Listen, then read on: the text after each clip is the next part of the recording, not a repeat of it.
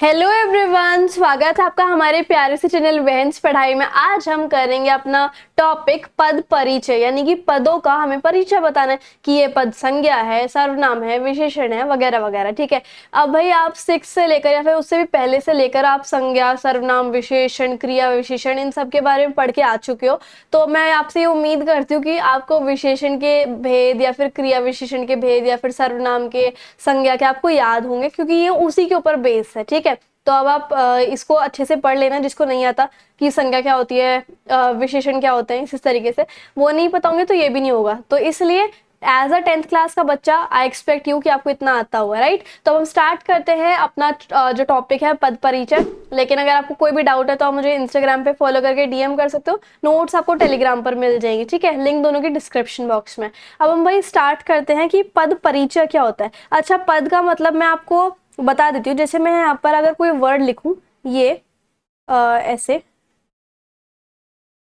शिखा, तो आप क्या बोलोगे कि ये तो आपका नाम है, यानी कि मेरा नाम है। लेकिन मैं आपको बोलूं कि ये व्याकरण की भाषा में क्या है, तो आप बोलोगे कि शिखा तो एक शब्द है। तो यस, इट्स अ शब्द। लेकिन अगर मैं इस शब्द को किसी वाक्य में प्रयोग करती हूँ, जैसे कि शिखा 10वीं कक्षा की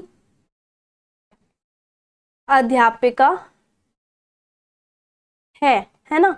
अगर मैं ऐसे लिखूं तो फिर अब ये जो शब्द था शिखा, वो अब किस में यूज हो गया, एक वाक्य में यूज हो गया। तो यानी कि जब कोई शब्द किसी वाक्य में जाके यूज हो जाता है तो वो शब्द नहीं कहलाता, वो अब क्या कहलाता है, वो शब्द क्या बन गया, पद बन गया, क्योंकि वो शब्द एक वाक्य में यूज हो गया। सो दैट शब्द will called as, now called as पद। ठीक है। तो ये हो गया आपका पद। अब हमें इसी पद का परिचय देना है। अब आप, मैं बोलूंगी कि ये जो पद है शिखा, इसका परिचय दो, तो आप बोलोगे कि ये जो पद है वो संज्ञा है।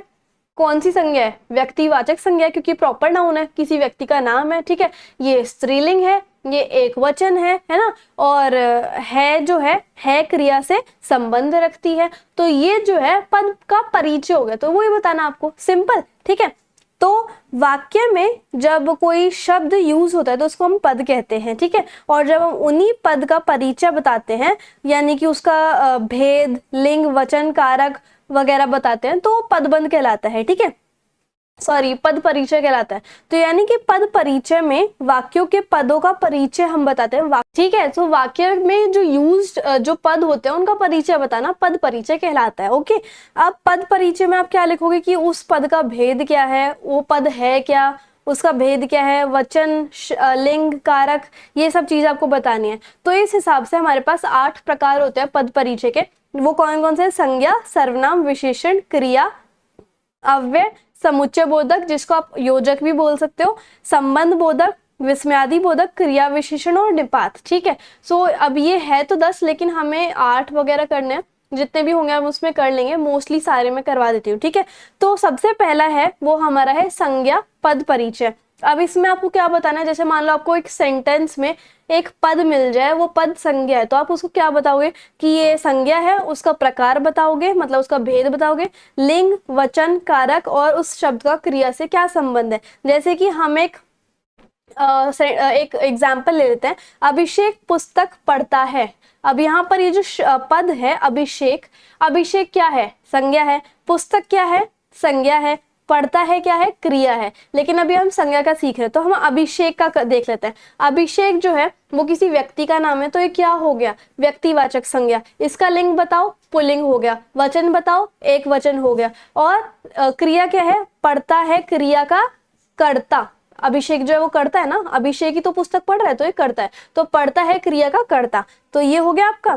कारक कौन सा है, कर्ता कारक। तो इसमें आपको संज्ञा का भेद, लिंग, वचन, कारक और क्रिया के साथ क्या संबंध है, क्रिया जो है पढ़ता है, इस क्रिया का करता है। ठीक है। सो ये अभिषेक हो गया। अब हम करेंगे पुस्तक का। ठीक है। पुस्तक जो है वो जातिवाचक है, मतलब कि कॉमन नाउन है, स्त्रीलिंग है, एक वचन है, कर्म कारक है, मतलब पुस्तक से पढ़ रहा है ना वो, तो कर्म कारक है, और पढ़ता है क्रिया का कर्म है। अब हम ऐसे ही सर्वनाम पे पहुंचते हैं, सर्वनाम पद परिचय पे। जहां पर भी आपको पद सर्वनाम मिल जाए, जैसे कि तुम, हम, आपने, इस तरीके से, तो सर्वनाम हो जाते हैं। जैसे कि एक एग्जाम्पल देखो, यह उसकी वही किताब है जिसे कोई चुरा कर ले गया था। तो यहाँ पर यह जिसे और कोई, ये सारे के सारे सर्वनाम है। तो जब भी आपको सर्वनाम दिख जाए तो आप क्या क्या बताओगे? सर्वनाम का प्रकार, उसका अगर पुरुष पुरुषवाचक सर्वनाम है तो उसका पुरुष ही बताओगे, जैसे कि अन्य पुरुष, ठीक है, और इसी तरीके से पर प्रथम पुरुष, उत्तम पुरुष, और फिर उसका लिंग, वचन, कारक और क्रिया के साथ संबंध, जो कि आपने संज्ञा में भी देखा था, ठीक है। तो जैसे कि हम यह देखते हैं, यह मतलब ऑलरेडी डिसाइडेड है, तो निश्चयवाचक सर्वनाम, और पुरुष कौन सा है? अन्य पुरुष है, ठीक है, अन्य पुरुष है। स्त्रीलिंग, यह जो है स्त्रीलिंग है, क्योंकि यह किसकी बात हो रही है? यह उसकी वही किताब है, तो ये स्त्रीलिंग है, ठीक है। और किताब स्त्रीलिंग है, तो यह किताब के लिए यूज हुआ है तो स्त्रीलिंग है। एक वचन है, संबंध कारक है, यह उसकी, इसमें की आया है तो ये संबंध कारक है, क्योंकि उसमें काके की रारेरी आता है, तो संबंध कारक है। और किताब संज्ञा से जो किताब है उस संज्ञा शब्द से संबंध रखती है यह, तो यानी कि किताब से यह जो है वो संबंध रखता है। उसके बाद जिसे, जिसे जो है वो संबंधवाचक सर्वनाम है, स्त्रीलिंग है, एक वचन है, कर्म कारक है, चुरा कर ले गया क्रिया का कर्म है, ठीक है। तो अब यहाँ पर आपको ये देखना है कि सर्वनाम का कौन सा भेद है, लिंग वचन कारक बताओगे, और क्रिया का क्या संबंध है उस वर्ड से वो आप बताओगे, है ना। अब ऐसे ही धीरे धीरे हम आते हैं विशेषण पद परिचय की तरफ।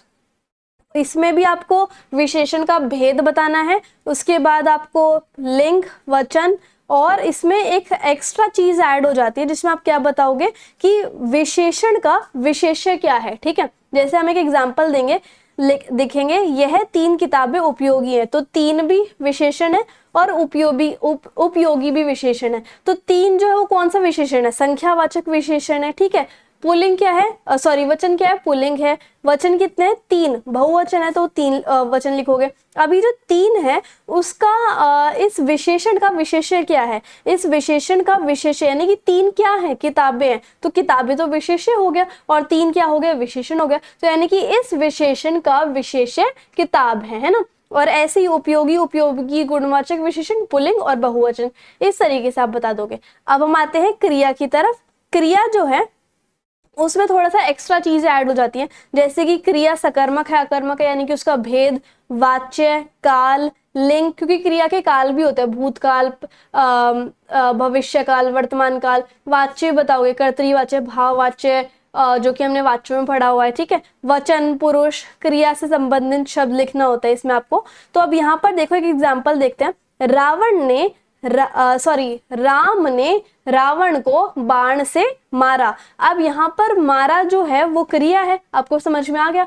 तो अब मारा जो है, किसको मारा? रावण को मारा। किसने मारा? राम ने मारा, तो हमें आंसर मिल रहा है, तो ये सकर्मक क्रिया है। अब मारा जो है वो पुल्लिंग होता है। वचन क्या है? एक वचन है, क्योंकि एक जने को मारा है, ठीक है। वाच्य कौन सा है?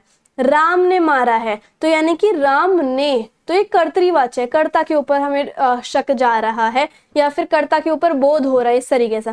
काल कौन सा है? पहले बीत चुका, तो भूतकाल है, ठीक है। तो अब क्रिया का क्या संबंध है, यानी कि मारा जो है वो क्रिया का संबंध क्या है? क्रिया जो है वो मारा है, इसका कर्ता कौन हो गया? राम हो गया। कर्म कौन हो गया? रावण हो गया। और करण जो है वो बाण हो गया। करण मतलब कि जहां पर से विभक्ति आ जाए तो करण हो गया। कर्ता ने कर्म को करण से, तो से किसके साथ लगा हुआ है? बाण के साथ। कर्ता ने, तो ये कर्ता ने यानी कि राम, और करण कर्ता ने कर्म को यानी कि रावण को। तो मारा जो क्रिया है उस क्रिया का कर्ता राम है, क्रिया का कर्म रावण है, और क्रिया का कर्ण जो है वो बाण है। तो ये हो गया क्रिया, ठीक है। अब हम बात करेंगे अव्यय की। अव्यय जो है कुछ ऐसे शब्द होते हैं जिसका आप लिंग, वचन, कारक कुछ भी बदल लो, उस पर कोई प्रभाव नहीं पड़ता, उसको हम क्या बोलते हैं? अव्यय कहते हैं। अब अव्यय जो है वो 4 तरीके के होते हैं। एक योजक, जिसको आप समुच्चय बोधक भी बोलते हो, एक संबंध बोधक, तीसरा विस्मयादि बोधक, और चौथा है आपका क्रिया विशेषण, ठीक है। अब यहाँ पर देखो, अगर आपकी बुक में समुच्चय बोधक के भेद लिखे हुए हैं, जो कि बहुत रेयर ही मिलते हैं, और संबंध बोधक के भेद लिखे हुए हैं, तो आप भेद लिखोगे। अदरवाइज आप बस एग्जाम में ये लिख दोगे कि ये समुच्चय बोधक है, या फिर ये योजक है, या फिर ये संबंध बोधक है, इस तरीके से, ठीक है। तो अब यहाँ पर देखो, समुच्चय बोधक कौन से होते हैं? कंजक्शन, जो 2 सेंटेंसेस को जोड़ते हैं विद द हेल्प ऑफ और, अथवा, लेकिन, इस तरीके से, जैसे कि और, वे, एवं, तथा, या, अथवा, किंतु, परंतु, की, क्योंकि, जो, की, ताकि, हालांकि, लेकिन, अतः, इसलिए, ये सारे शब्द जो हैं वो समुच्चय बोधक कहलाते हैं, जो कि दो वाक्य को जोड़ने का काम करते हैं, और इसको आप योजक भी कहते हो। जैसे कि संगीता और अनीता जा रही हैं। अब आपने ये देख लिया यहाँ पर और लगा हुआ है, तो ये समुच्चय बोधक है, तो आप यहाँ पे लिख दो और, ये समुच्चय बोधक अव्यय है, ठीक है। और इसमें आपको एक चीज और बतानी पड़ेगी कि संगीता और अनीता, इन दोनों ये जो दोनों शब्द हैं वो क्या है, संज्ञा शब्द है, इन दोनों को जोड़ने का काम और कर रहा है, तो इस तरीके से एक स्टेटमेंट भी लिख दोगे, ठीक है। अब यहाँ पर देखो, कलकत्ता अथवा दिल्ली में पढ़ना ठीक है, यहाँ पर अथवा यूज हुआ है, यानी कि समुच्चय बोधक है, तो आप क्या लिखोगे कि ये एक समुच्चय बोधक है, ठीक है, और इसमें कलकत्ता और दिल्ली को जोड़ने का काम कौन कर रहा है, अथवा कर रहा है, तो आप ऐसे स्टेटमेंट लिख दोगे। अब दूसरा है संबंध बोधक, ये होते हैं प्रेपोजिशन, जैसे कि ऑन, इन, इस तरीके से, अपॉन, बिहाइंड, बिसाइड, इस तरीके से। तो संबंध बोधक जो है वो दो शब्दों के बीच में या फिर दो चीजों के बीच में क्या संबंध है वो चीज हमें बताता है। जैसे कि इसके अंदर कौन कौन से आते हैं, के बाद, के पहले, के बैठना, इस तरीके से। तो यहाँ पर देखो, कुर्सी के नीचे, और देख लेते हैं यहाँ पर एक उदाहरण, एक ही उदाहरण दिया हुआ है, और ये देखो भोजन के बाद, के नीचे, इस तरीके से। तो यहाँ पर के बाद, के नीचे, के ऊपर, के पीछे, ऐसे ऐसे ही शब्द आते हैं, तो ये संबंध बोधक हो गया। तो यहाँ पर आप बताओगे कि जो के बाद है वो एक संबंध बोधक अव्यय है, और यहाँ पर भोजन जो शब्द, जो संज्ञा है, ये जो भोजन है ये संज्ञा है, उसका संबंध जो है वो बैठने से बताया हुआ है, ठीक है। भोजन के बाद वज्रासन में बैठने से, तो ये भोजन और बैठने में संबंध बता रहा है, ठीक है। और कुर्सी के नीचे गिलहरी बैठी है, तो ये जो के नीचे है वो संबंध बोधक है, सबसे पहले तो आप ये लिखोगे, और कुर्सी और गिलहरी के बीच में ये संबंध बता रहा है, तो आप ऐसे लिखोगे। अब हमारा आता है तीसरा अव्यय, जिसको हम विस्मयादि बोधक बोलते हैं, ठीक है। विस्मयादि बोधक कौन से होते हैं, जो ये एक्सक्लेमेटरी साइन वाले वर्ड्स होते हैं, ठीक है। जैसे कि वाह कितनी अच्छी राखी है, तो वाह जो है वो विस्मयादि बोधक है, और ये वाह किस चीज का फीलिंग बता रहा है, आनंद, तो आनंद प्रकट करता है, ये एक ऐसे सेंटेंस लिख दोगे, ठीक है। अब हम आते हैं क्रिया विशेषण पद परिचय। क्रिया विशेषण भी आपने पढ़े होंगे, इसके भेद भी पढ़े होंगे, यानी कि क्रिया की विशेषता बता रहे हैं। जैसे कि हवा तेज चल रही है, हवा कैसे चल रही है, तेज चल रही है, ठीक है। सो ये एक क्रिया विशेषण हो गया। और इसमें देखो एक और एग्जांपल दिया हुआ है, विद्यार्थी ऊपर खड़े हैं, कहाँ खड़े हैं, ऊपर खड़े हैं, तो स्थानवाचक क्रिया विशेषण हो गया। और इसमें आप क्या बताओगे, जो क्रिया है उसका संबंध बताओगे क्रिया विशेषण के साथ, यानी कि क्रिया का क्रिया विशेषण के साथ संबंध, यानी कि खड़े हैं क्रिया के स्थान का बोध कराता है, कि खड़े हैं जो क्रिया है उसका वो और अच्छे से डिटेल में बता रहा है कि कहाँ खड़े हैं, यानी कि ऊपर खड़े हैं, तो ये क्रिया का क्रिया विशेषण के साथ संबंध बताना है। इस तरीके से आप पद परिचय करोगे। अब यहाँ पर सबके लिखे हुए हैं कि संज्ञा में आपको लिंग, वचन, भेद, क्रिया और कारक बताने, सर्वनाम का, विशेषण का, क्रिया, क्रिया विशेषण, संबंध बोधक, समुच्चय बोधक और विस्मयादि बोधक। इसमें अगर आपको भेद नहीं पता तो सिर्फ आप ये लिख दो कि ये संबंध बोधक है, ये समुच्चय बोधक है, या फिर ये विस्मयादि बोधक है, ठीक है। तो इस तरीके से हमारा ये जो टॉपिक था पद परिचय का, वो फाइनली खत्म होता है। एंड आई होप आपको वीडियो और मेरा समझाया हुआ तरीका अच्छा लगा होगा। इंस्टाग्राम एंड टेलीग्राम पे जरूर फॉलो कर लेना। So if you like the video and the explanation then please do like, share, comment and subscribe the channel. Thank you so much.